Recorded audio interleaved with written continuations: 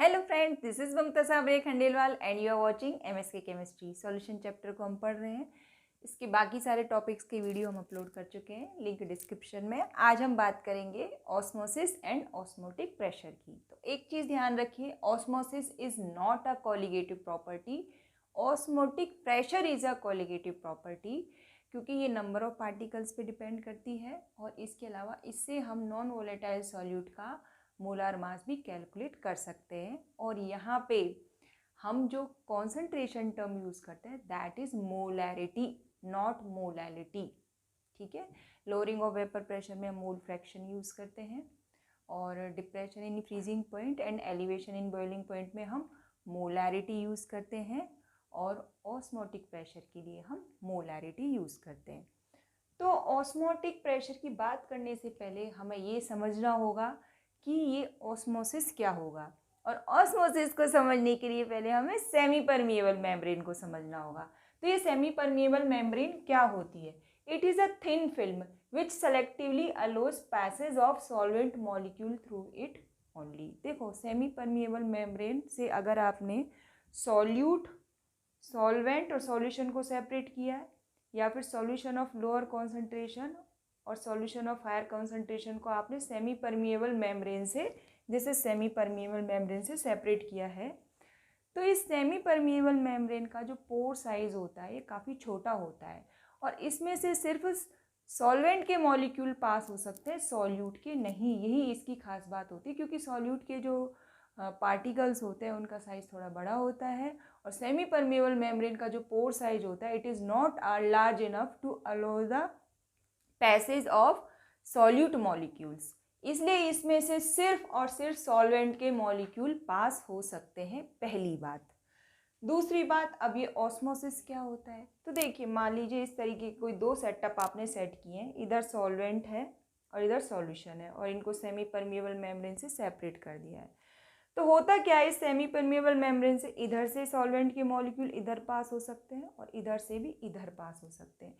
लेकिन solvent molecules का जो नेट फ्लो होगा it will be from solvent to the solution direction. अब ऐसा क्यों होता है? तो देखिए, क्या होता है कि हम ये जानते हैं कि जो सॉल्वेंट का जो वेपर प्रेशर होता है प्योर सॉल्वेंट का, वो ज़्यादा होता है, और जो सॉल्यूशन का वेपर प्रेशर होता है वो कम होता है। इसीलिए जो सॉल्वेंट के मॉलिक्यूल्स होते हैं they pass from the solvent to the solution direction. तो यहाँ पे हमने लिख दिया है, it is osmosis is the spontaneous and net flow of solvent molecules through a semi permeable membrane into the solution. अब मान लीजिए यहाँ में सेमी परमिएबल मेम्ब्रेन से हमने दो सॉल्यूशन सेपरेट किया, एक का कॉन्सेंट्रेशन लोअर है और दूसरे का कॉन्सेंट्रेशन हाई है। तो ऑब्वियसली इसका जो वेपर प्रेशर होगा वो ज़्यादा होगा और इसका कम होगा। इसीलिए यहाँ से भी जो सॉल्वेंट मॉलिक्यूल्स का जो नेट फ्लो होगा it will be from this direction, this to this direction, ये इस साइड जाएंगे। तो flow of solvent molecules from a solution of lower concentration to the solution of higher concentration through membrane is called osmosis।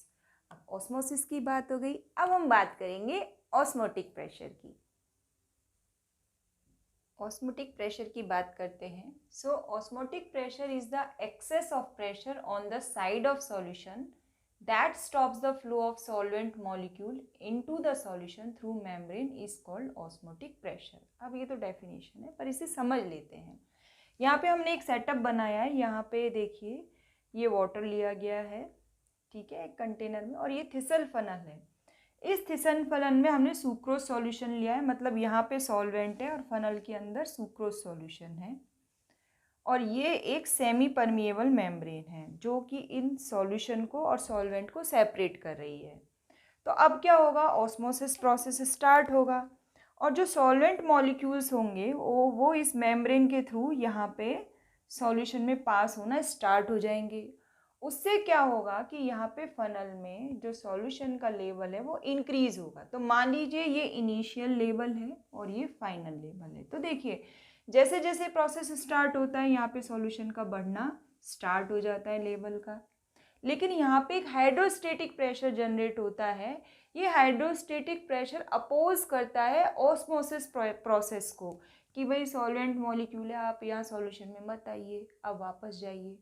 तो पहले initially तो क्या होता है, हाइड्रोस्टेटिक प्रेशर की जो वैल्यू होती है वो उसका मैग्नीट्यूड कम होता है, लेकिन जैसे जैसे ये लेवल इंक्रीज होता जाता है इस फनल में, हाइड्रोस्टेटिक प्रेशर की का मैग्नीट्यूड बढ़ता जाता है।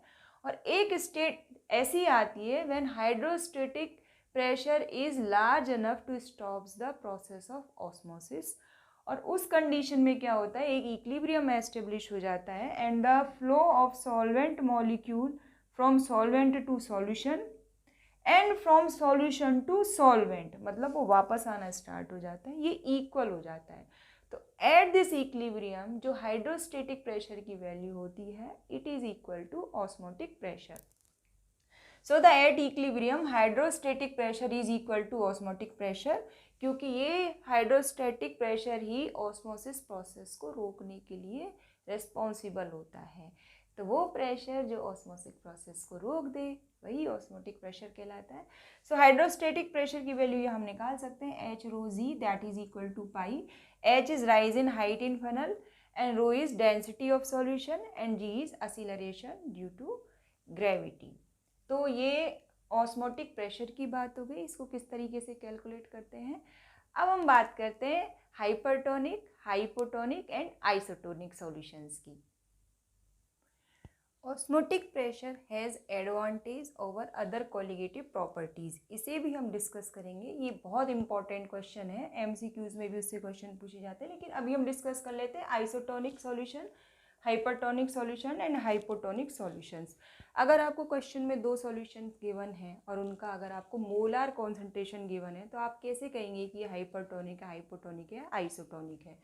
तो isotonic solution, two solutions having the same osmotic pressure at a given temperature are called isotonic solution, मतलब उन दोनों का जो ऑस्मोटिक प्रेशर है वो सेम होगा। अब एक बहुत इंपॉर्टेंट कॉन्सेप्ट आप सीखिए, जो pi osmotic pressure associated with the fluid inside the blood cell, जो ब्लड सेल के अंदर फ्लूइड होता है उसका ऑस्मोटिक प्रेशर होता है, that is equivalent to 0.9% weight by volume NaCl solution.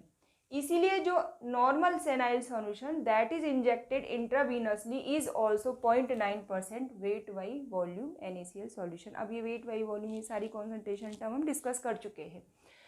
तो ध्यान दीजिएगा, जब भी सेलाइन वाटर जो हमें चढ़ाया जाता है उस पर ये लिखा होता है। अब मान लीजिए सेलाइन वाटर है, उसका कॉन्सेंट्रेशन 0.9% वेट बाई वॉल्यूम से ज़्यादा हुआ, तो क्या होगा, हमारी ब्लड सेल श्रिंक हो जाएगी, ठीक है। और अगर कम हुआ तो क्या होगा, ब्लड सेल्स फूल जाएंगी। और यहाँ पे एक और एग्जाम्पल मैंने लिखा है, 0.05 मोलार यूरिया सॉल्यूशन जिसका ऑस्मोटिक प्रेशर पाई 1 है, 0.05 मोलार सुक्रोज सॉल्यूशन, इसका ऑस्मोटिक प्रेशर पाई 2 है। और अगर ये पाई 1 और पाई 2 एक दूसरे के इक्वल है तो इन दोनों सॉल्यूशंस को भी हम आइसोटोनिक सॉल्यूशंस कहेंगे। लेकिन इन दोनों सॉल्यूशंस का जो कि आइसोटोनिक है, ग्राम पर लीटर में कॉन्सेंट्रेशन अलग होगा। This is MCQ question. So isotonic solutions have same molar concentration but their concentration in gram per litre is different. This is very important point. अब बात करते हैं हाइपरटोनिक सॉल्यूशन। तो वैसे बोलते हैं ना, आप क्यों हाइपर हो रहे हो, क्यों हाइपर हो रहे हो, मतलब ज़्यादा, something that is bigger in magnitude. तो यहाँ पे दो सॉल्यूशन है, 0.1 मोलार यूरिया सॉल्यूशन है और 0.05 मोलार सुक्रोज सॉल्यूशन है। इसके लिए पाई 1, इसके लिए पाई 2। If pi 1 is greater than pi 2, obviously colligative property number of particles पे डिपेंड करती है, तो यूरिया में नंबर ऑफ पार्टिकल्स ज़्यादा होंगे यूरिया सॉल्यूशन में। So urea solution is said to be hypertonic to the sucrose solution. तो आप सॉल्यूशंस का कंपेयर करके बता सकते हैं इनके ऑस्मोटिक प्रेशर को कि कौन सा हाइपरटोनिक है। और जो हाइपोटोनिक सॉल्यूशन वो होगा जिसका ऑस्मोटिक प्रेशर कम है दूसरे सॉल्यूशन के कंपैरिजन में। तो यहाँ पे हम कह सकते हैं कि sucrose solution is said to be hypotonic to the urea solution. तो ये हो गई हाइपरटोनिक, आइसोटोनिक और हाइपोटोनिक सॉल्यूशंस की बात। अब ऑस्मोटिक प्रेशर की वैल्यू किस तरीके से कैलकुलेट करते हैं इसको हम सीख लेते हैं। So the osmotic pressure and molar mass of solute, ये कैसे कैलकुलेट करेंगे।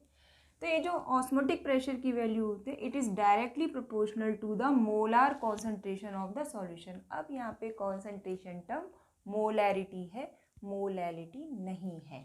सो pi is proportional to M, और यहाँ पे हम लिख सकते हैं pi is equal to M R T.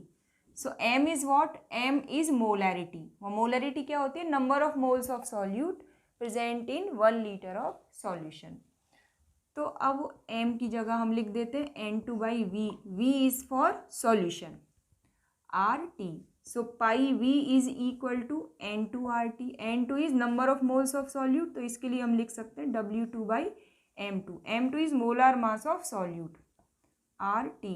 So this is pi v। तो M2 की वैल्यू बड़ी आसानी से यहाँ पे हम निकाल सकते हैं, W2 divided by pi v into RT।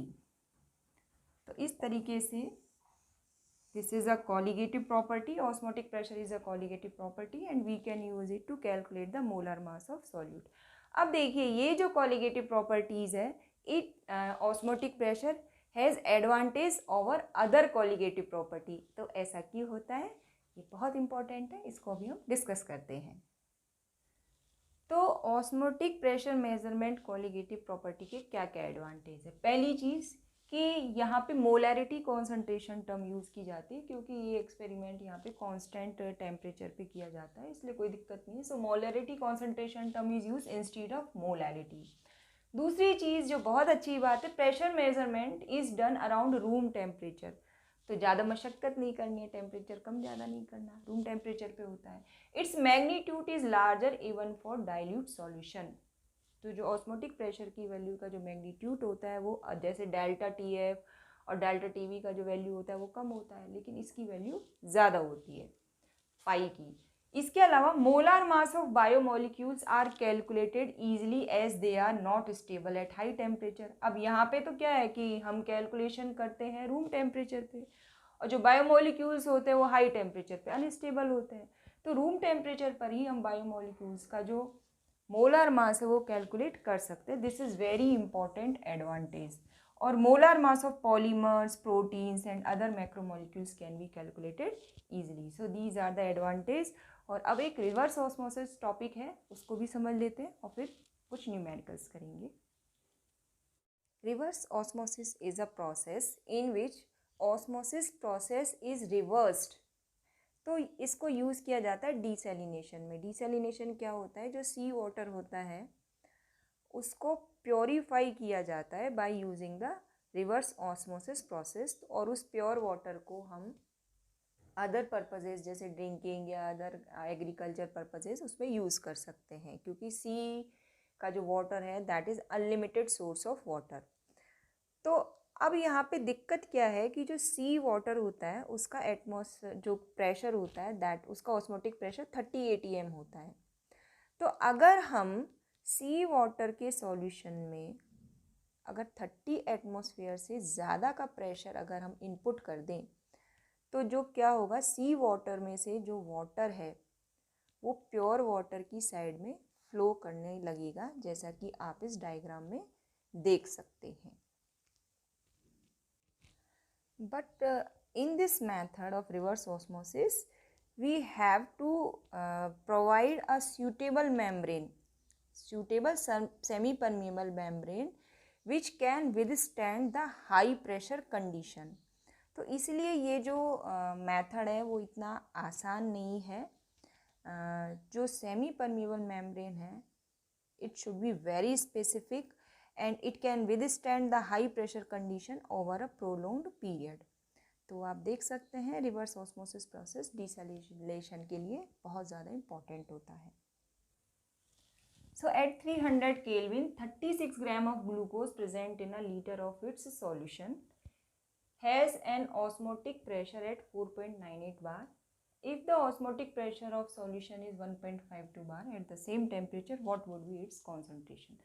एक ही सॉल्यूशन है ग्लूकोज का सॉल्यूशन, जिसके लिए पाई 1 और पाई 2 दो वैल्यू अलग अलग है, क्योंकि उनके लिए C1 और C2 की वैल्यू अलग है। अब ये C1 क्या है, ये इनकी मोलार कॉन्सेंट्रेशन है, इसे आप M1 और M2 से भी डिनोट कर सकते हैं।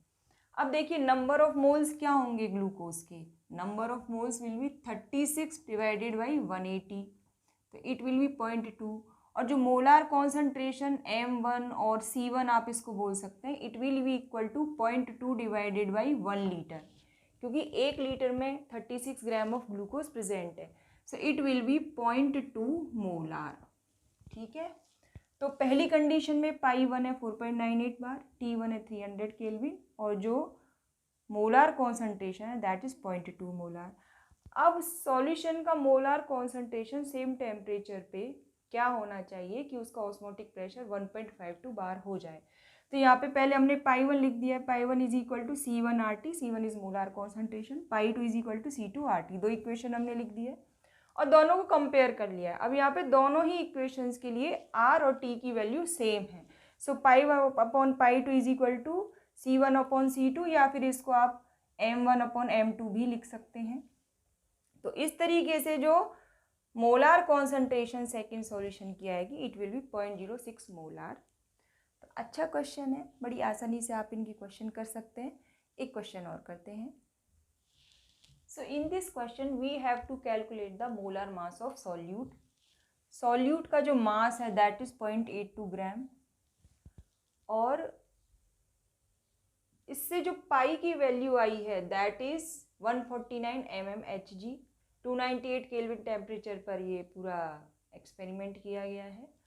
और जो वॉल्यूम लिया गया है सॉल्यूशन का that is 300 milli decimetre cube. अब देखिए यहाँ पे फॉर्मूला तो सिंपल है, आप जानती हैं, लेकिन आपको यूनिट्स कन्वर्जन का काम करना होगा, वो एक्स्ट्रा टास्क है। यहाँ पे टेम्परेचर की वैल्यू गिवन है, आर की वैल्यू क्योंकि यहाँ पे एटमॉस्फेयर, डेसीमीटर क्यूब ये सब चीज़ें यूज़ हो रही है तो 0.082 आपको यूज़ करनी होगी।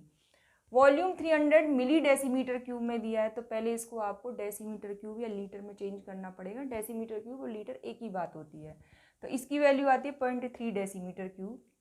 फिर पाई की वैल्यू mmHg में दी है, ये आपको ATM में चेंज करनी होगी। तो 760 mmHg is equal to 1 ATM। So 149 mmHg is equal to 0.196 ATM। तो ये दो कन्वर्जन हैं जो आपको यहाँ पे करने होंगे। उसके बाद इनकी वैल्यूज़ इनपुट कर देते हैं। तो W2 की वैल्यू है 0.822, R की वैल्यू है 0.082, टेम्परेचर की वैल्यू है 298, पाई की वैल्यू है 0.196 और वॉल्यूम है 0.3। तो इसकी वैल्यू आती है 342 gram per mole. So this is the molar mass of solute. तो इस तरीके से क्वेश्चन थोड़े से ट्विस्ट कर दिए जाते हैं, जहाँ पे यूनिट्स को आपको प्रॉपर वैल्यू में कन्वर्ट करना होगा। So this is all about osmotic pressure. तो अगली वीडियो में हम बात करेंगे वॉन टॉप फैक्टर की। So keep watching MSK chemistry. Thank you for watching.